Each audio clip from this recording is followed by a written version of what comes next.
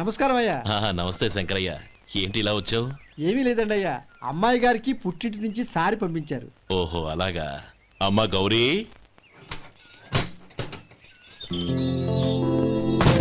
ఏంటి బావగారు పిలిచారు? నమస్కారం అమ్మా. ఏం లేదమ్మా, అయ్యగారు మీకోసం సారి పంపించారు.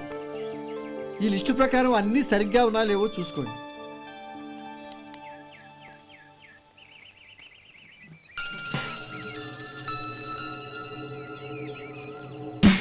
ఇవన్నీ తిరిగి తీసుకెళ్లి మీ అయ్యగారికి ఇవ్వండి. అదేంటమ్మా? దయచేసి ఇంకేం మాట్లాడొద్దు, చెప్పింది చేయండి.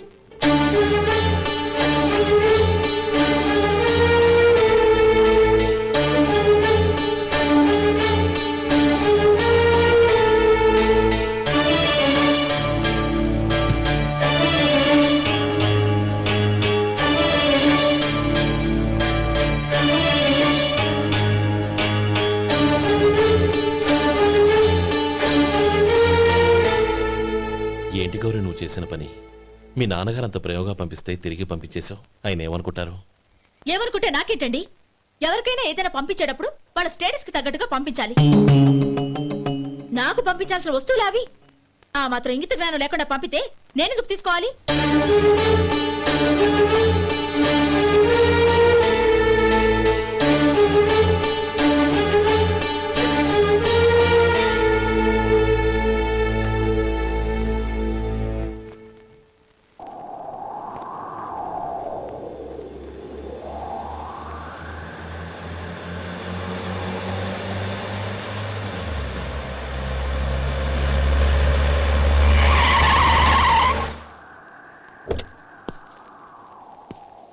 గౌరీ, గౌరీ,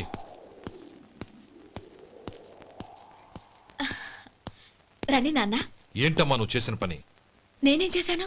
ఇంకా ఏం చేయాలమ్మా? నేను ప్రేమగా సారి పంపిస్తే తిరిగి పంపించేస్తావా? నీకు పంపిన వాటిలో ఏమైనా తక్కువ ఉంటే నాకు చెప్పాలి కానీ అలా తిరిగి పంపించేయటం ఏంటి? ఏదీ తక్కువ కాలేదు నాన్న, కావాల్సినవన్నీ ఉన్నాయి. కానీ ఉండకూడదు కూడా ఒకటి ఉంది. ఏంటమ్మా అది? ప్రతి వస్తువు మీద నా పేరు. అందులో తప్పేముంది? నాన్న, ఎప్పుడైతే నేను ఇంట్లో కోడలిగా అడుగు పెట్టానో అప్పుడే వీళ్లలో ఓ మనిషిని అయిపోయాను. మీరు పంపిన వస్తువులు ఇక్కడుంటే అవి చూసినప్పుడల్లా వాటి మీద నా పేరు కనపడి ఇది నీది అని గుర్తు చేసి నన్ను పరాయిదాన్ని చేస్తాయి. అది కాదమ్మా. ఇంకేమీ చెప్పకండి నాన్న. పాలలాంటి ఈ ఇంట్లో నన్ను పంచదారలా కలిసిపోనివ్వండి. 10 కాలాల పాటు నన్ను తీయగా బతకనివ్వండి. I'm very happy with what I have here. దయచేసి ఇంకేమీ పంపడానికి ప్రయత్నించకండి ప్లీజ్. కూతురుగా మీ కోరిక తీర్చలేకపోయినందుకు నన్ను క్షమించండి నాన్న. ఈ ఇంటి కోడలిగా నా బాధ్యత నెరవేర్చేలా దీవించండి.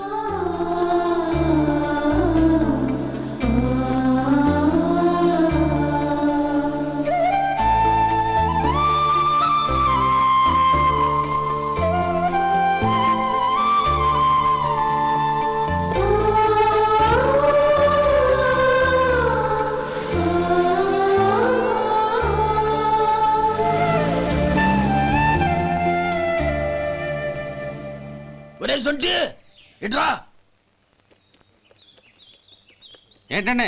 మాస్టర్ గారింట్లో ఫంక్షన్ కి జిలేబీలు మైసూరు పాకు పట్టుకెళ్ళి వారం రోజులైంది కదా. వాటి బాపత డబ్బులు గాని మనుషులు గాని ఇంతవరకు రాలేదు. వెళ్ళి వాళ్ళని డబ్బులు అడిగి తేవాలన్న బాధ్యత ఏమైనా ఉందా నీకు? మీకు అసలు బుర్ర ఉందా? తీసుకెళ్లి వారం రోజులైంది కదా, బతుకుంటే వాళ్ళు వచ్చి ఉండేవాళ్ళుగా. సర్లే వెళ్ళి క్లీనింగ్ చేసుకో. పబ్లిక్ పబ్లిక్ వెళ్ళు.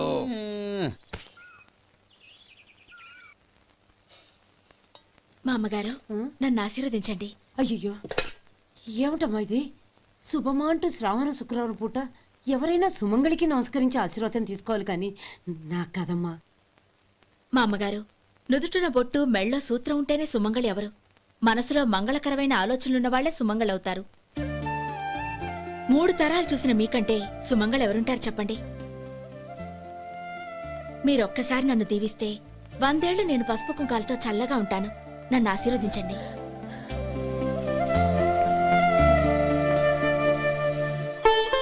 లేమ్మా.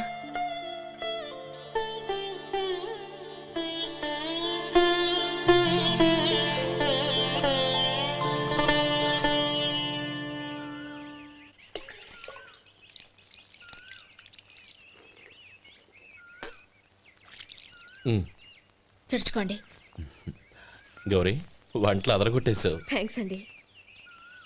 రే ఇలాంటి భోజనం తిని చాలా కాలం అయిందిరా. రసం బ్రహ్మాండం. అనయ్య నువ్వు వేసుకున్నావా? వేసుకోవడం ఏంటి, 2 చెంబులు గడగడ తాగిసా బ్రేవ్. వదినా అన్ని వంటలు అద్దరిపోయాయి. అమ్మా ఆ, కూరల్లో మసాలా పొడి వేసావా లేక మసాలా నూరి వేసావా? నూరే వేశాను బావగారు. అది అందుకే అంత రుచిగా ఉంది. నేను చెప్పేగా. కానివ్వండి.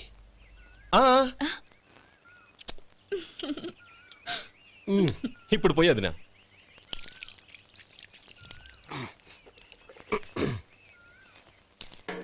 అనయ్య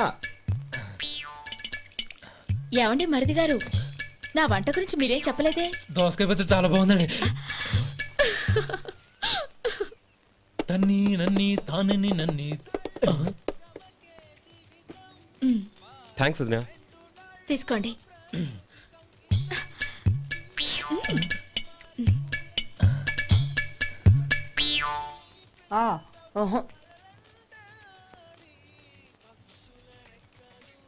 బావగారు తీసుకోండి. అమ్మా నన్ను క్షమించమ్మా. అవే మాటలు బావగారు. పై కనకపోయినా నీ గురించి మనసులో అనుకున్నానమ్మా. అది తప్పేగా. ఆ రోజు పెళ్లి జరిగిన తర్వాత నువ్వు మీ నాన్నగారు మాట్లాడుకోవడం నేను విన్నానమ్మా. నువ్వెక్కడ నా తమ్ముడిని నా నుంచి దూరం చేసేస్తావోనని భయపడ్డాను. కానీ నిన్న నువ్వు మీ నాన్నగారికి ఇచ్చిన సమాధానం విన్నాక నా మనసు కుదుటపడింది. నేనెక్కడ కష్టపడిపోతానోనని మా నాన్నగారి భయం. డబ్బుంటే కష్టాలేవి దగ్గరికి రావని నమ్ముతారాయన.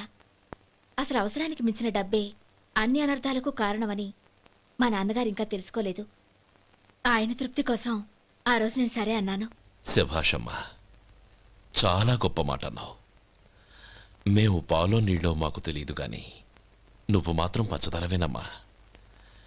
నువ్వు మా ఇంటి కోడలిగా రావడం నిజంగా మా అందరి అదృష్టం. నిజమమ్మా. ఆ అదృష్టం మీది కాదు బావగారు, నాది. నేనెక్కడ బాధపడతానోనని నేను చేసిన రుచి పచిలేని కూరల్ని చాలా గొప్పగా ఉన్నాయని పొగిడారే, అది మీ అందరి సంస్కారం. అబ్బే అదేం లేదమ్మా, బానే ఉన్నాయే. ఆవంటే నేను తిన్నాను బావగారు, ఎందులోనూ ఉప్పు లేదు. మీరు సరే, మీ రెండో తమ్ముడు గారు ఇంకో మెట్టు పైకెళ్ళి దోసకాయ పచ్చడి చాలా బాగుందన్నారు. నిజమేగా? అసలు ఈరోజు నేను దోసకాయ పచ్చడే చేయలేదు బావగారు.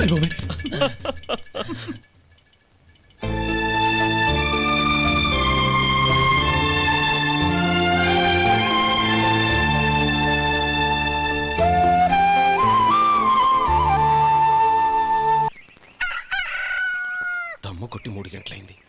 4కి పీకేస్తుంది. సరే సుబ్బారావు, సాయంత్రం మీ ఇంటి దగ్గర కలుద్దాం. వస్తాను. అలాగే. సుబ్బారావు గారు ఇలా రండి. అవును, నా పేరు మీకెలా తెలుసు? మీ పేరు ఒకటే కాదు, మీ గురించి చాలా తెలుసు. చాలా తెలుసా? ఏంటవి? కంగారు పడకండి. అవును, మీరు బీడీఎం స్టైల్గా కలుస్తారంటగా? మీకెవరు చెప్పారు? అదే, మీ గురించి అన్ని నాకు తెలుసు అని చెప్పానుగా. ఏది బీడీ ఒకసారి కాల్చండి.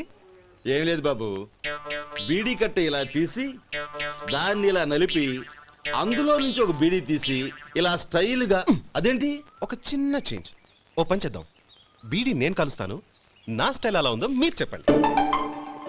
అగ్గిపెట్టి ఉందా? లేదు. లేదా? లేదు. అగ్గిపెట్టి కూడా లేకుండా ఎందుకయ్యా బయలుదేరా? పైగా పెద్ద స్టైల్ ఒకటి. వెళ్ళాలా, వెళ్ళి పని చూసుకో. పొద్దున బలింటోడు దొరికడరా బాబు.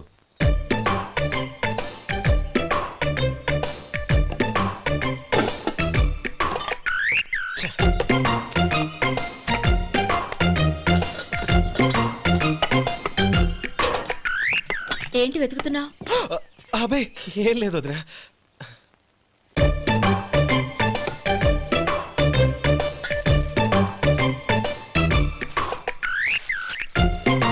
నువ్వు వెతికే దీనికోసమేగా. పర్వాలేదు, తీసుకో. తీసుకో. థ్యాంక్ యూ వదినా.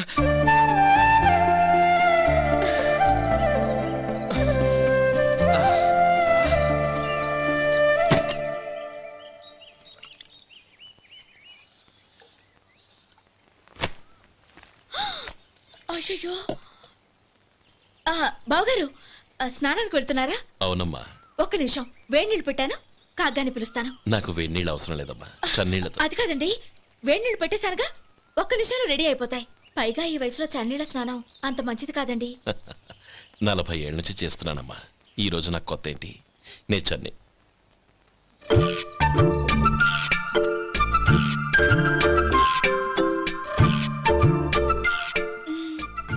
శేఖరవా, దానికి మీరు కాపల. గొప్ప వదిన, గొప్ప మరిది. బాగుంది. ఏం కలుస్తున్నాడు? బీడి.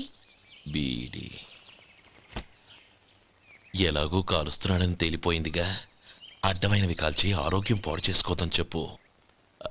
అవేవో దూది పెట్టిన సిగరెట్లుంటాయంటగా, ఫిల్టర్. అవే వాటిని కాల్చమని చెప్పు. ఇదిగో, నేను చెప్పినట్టు చెప్పుకో.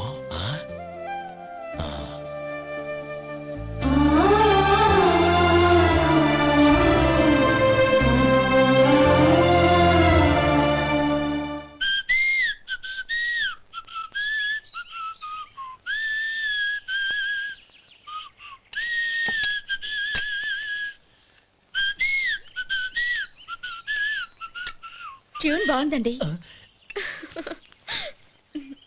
కాఫీ తీసుకోండి. అక్కడ పెట్టండి.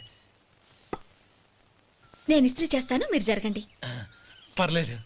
అది కాదండి, మీరు వెళ్ళి త్వరగా స్నానం చేసి రెడీ అవ్వండి, ఈలోగా నేను చేసి పెడతాను. పర్లేదండి.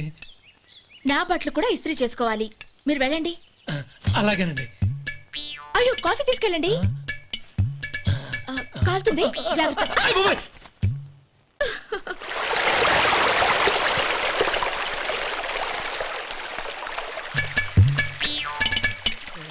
ఏమండి, నా బట్టలు అక్కడున్నాయి, తీసుకెళ్ళండి. అయ్యో, అదేంటండి, ఆ బట్టలు వేసుకున్న బయటకు వెళ్తారు? అయ్యో, చాలా అసహ్యంగా ఉంటుందే.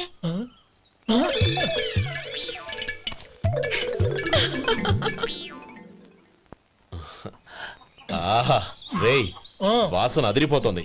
ఈ రోజు పట్టు పట్టాల్సిందే. అంతగా అన్నయ్య, ఎక్సర్సైజ్ చేసి మరీ ఆకలి పెంచుతున్నాను. ప్రొద్దున నుంచి పచ్చి మంచినీళ్ళు కూడా ముట్టలేదు. రే సొంటే, లరా. ఏంటి? రారా. రే, పాపం వాడిని కూడా పోంచమందావా? అలాగే అన్నయ్య. ఏంటి? ఏంట్రా ఈ మధ్య కనపడడం మానేసావు? ఇదరా అక్కడి నుంచి నన్ను పిలిచింది. అసలు నేను అర్జెంట్ పని వెళ్తుంటే నీకు అంతర్చడి పని ఏంట్రా? మీలాగా నాకేం పని పాట లేదనుకుంటున్నారా? ఇలా చెట్టు కింద కూర్చో సొల్లు కబుర్లు చెప్పుకోవడానికి. టూరింగ్ టాకీస్ లో టైటానిక్ ఇంగ్లీష్ పిక్చర్ వచ్చింది, చూడ్డానికి వెళ్తున్నాను. అనవసరంగా నా టైం అంతా వేస్ట్ చేశారు. అసలు మీరు టైటానిక్ సినిమా గురించి విన్నారా? వెళ్ళలేదురా. వినాలయ్యా. ఊరికే ఎప్పుడు చూసినా గులేబా కావాలి కదా, ప్రమిళార్జున యుద్ధం సినిమాలు చూడటం కాదు.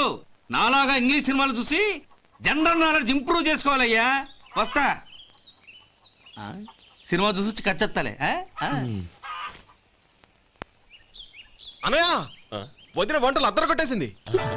కోడి జాయింట్, చేపల పులుసు, మటన్ కుర్మా, కోడి గుడ్లు, చికెన్ బిర్యానీ, మసాలా బాగా దట్టించుంటారే. రేయ్, అవన్నీ నీకెందుకురా? ఏదో ఇంగ్లీష్ సినిమాకి వెళ్ళాలనో? ఏ ఇంగ్లీష్ సినిమా అన్నా? పెద్ద ఇంగ్లీష్ సినిమా. మన ఆదు సుబ్బారావు గారు తెలుగులో మూగమరుతులను ఎప్పుడో తీశారు. దాన్ని తిరిగేసి టైటానిక్ అని తీశారు. కాకపోతే అందులో గోదావరి, ఇందులో సముద్రం, అందులో పడవ, ఇందులో ఓడ, అంతే. మరేదో జనరల్ నాలెడ్జ్ ఇంప్రూవ్మెంట్ అన్నా? అబ్బే, అది లేని వాళ్ళకు, మనలాంటి వాళ్ళకి ఎందుకు? అంతేనంటావా? భోజనం రెడీ, రండి. వస్తున్నాడు వదరా. చాలమ్మా. వదినా, మీ పిల్ల అందరికీ పన్నీరు చెల్లింది నేనే వదినా. వదినా, వినడానికి ఎంత హాయిగా ఉంది. ఇదిగో ఇంకో చికెన్ పీస్ వేసుకో. ఏ వదినా, మా వదిన బంగారు వదినా.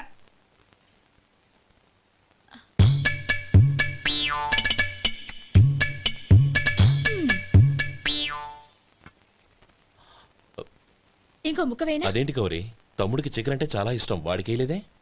అయ్యయ్యో, ఈయన మీ తమ్ముడా? నాకు తెలీదండి. ఒక్కసారైనా నా మొహం చూసి మాట్లాడాలిగా, ఒక్కసారైనా నా నొదినాన్ని పిలవాలిగా, అప్పుడేగా తన నా మరిదని నాకు తెలిసేది. వాడికి చిన్నప్పటి నుంచి కాస్త సిగ్గెక్కువమ్మా. కాస్త ఎక్కువైతే పర్వాలేదు బావగారు. ఈయనకి మరీ ఎక్కువ. చూడు గోపి, ఎందుకు సిగ్గు? అన్న భార్యని వదినమ్మ అంటారు.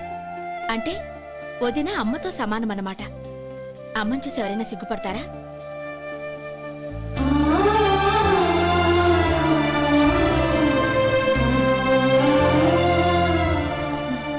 తిను. చాలు వదినా.